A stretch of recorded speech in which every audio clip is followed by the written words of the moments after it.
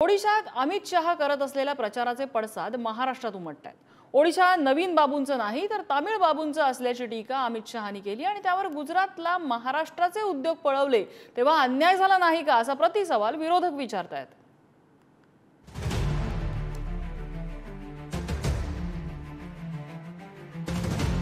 लोकसभा निवडणुकीच्या 7व्या टप्प्यातील प्रचारादरम्यान अमित शहांनी ओडिशावरील अन्यायाचा पाढा वाचताच विरोधकांनी मात्र मोदी सरकारकडून महाराष्ट्रावर होणाऱ्या अन्यायाची आठवण करून दिली आहे। आता तुम्ही म्हणाल प्रचार ओडिशाचा, मग महाराष्ट्राचा विषय येण्याचं कारण काय?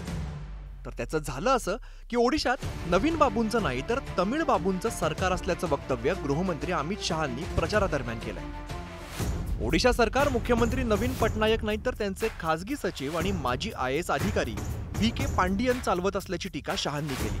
आता हेच VK पांडियन तमिळ असल्याने ते ओडिशातील उद्योग, खाणींची कंत्राटं, रोजगार तामिळनाडूला मिळवून देत असल्याचा आरोप शहांनी केलाय। ओडिशा पर कोई तमिल बाबू शासन कर सकता है क्या? अरे जोर से बोलो, कर सकता है क्या? ये नवीन बाबू ने तमिल बाबू को हमारा ओडिशा का राजा बना दिया है। ये ओडिया के सम्मान का सवाल है।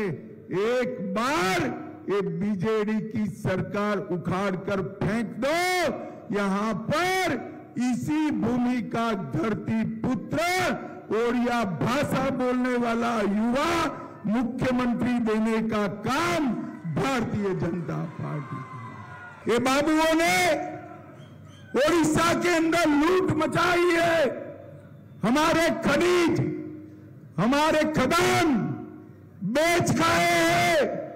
मैं आपको वादा करता हूं, भाजपा की सरकार बनाओ, ये जिन जिन लोगों ने भ्रष्टाचार किया है ये सभी बाबुओं को जेल के सलाखों के पीछे डालने का काम हम करेंगे। अमित शहांच्या ओडिशा संदर्भातील याच वक्तव्यावरून विरोधकांनी गुजरातनं महाराष्ट्रातील उद्योग पळवले तेव्हा महाराष्ट्रावरील अन्यायाची आठवण झाली नाही का असा सवाल शहांना केलाय। त्याचवेळी गुजरातनं महाराष्ट्रातून पळवलेल्या प्रकल्पांचा पाडाही विरोधकांनी वाचून दाखवलाय। गुजरातने पळवलेले प्रकल्प कोणते आहेत ते पाहूया।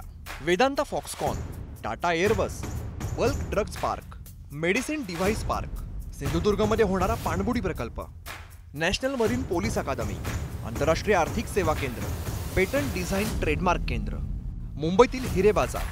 त्यामुळेच ओडिशावरील अन्याय दूर करण्याची भाषा करणारे अमित शहा महाराष्ट्राच्या वाट्याचे उद्योग परत करून महाराष्ट्रावरील अन्यायही दूर करणार का असा सवाल इंडिया आघाडीचे नेते करतायत। कोणत्या कंपनी घेतले तुम्हीच बघा, महाराष्ट्रातली कंपनीच नाहीये त्याच्यामध्ये। 3 कंपन्या गुजरातच्या आणि 1 कंपनी आंध्र प्रदेशची आहे। महाराष्ट्रात सक्षम कंपन्या नाही का तर आहेत, पण तो मॅनेज आहेत। माझं स्पष्ट म्हणणं आहे की सगळे टेंडर्स मॅनेज आहे। महाराष्ट्रात काय मोठे मोठे कॉन्ट्रॅक्टर्स नाहीत का? परंतु माझं स्पष्ट मत असं आहे, याच कंपन्यांनी मोठ्या प्रमाणावर इलेक्ट्रो बॉन्ड भारतीय जनता पार्टीला दिलेले आहेत आणि याच कंपन्या महाराष्ट्रातले अनेक रस्त्याची कामं घेतात।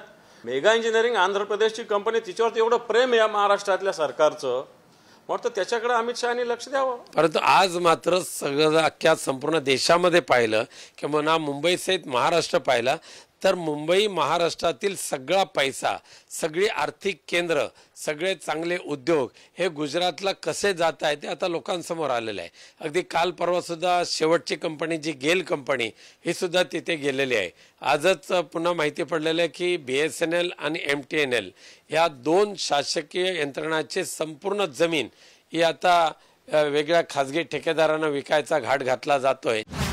महाराष्ट्रातील मतदान 20 मे रोजीच संपलंय तर देशातलं शेवटचा म्हणजे 7व्या टप्प्यातील मतदान शिल्लक आहे। अशा परिस्थितीत मोदी शहांच्या देशभरातील प्रचार सभांचे पडसाद महाराष्ट्रातही उमटताना दिसतायत। ब्युरो रिपोर्ट, पुढारी न्यूज।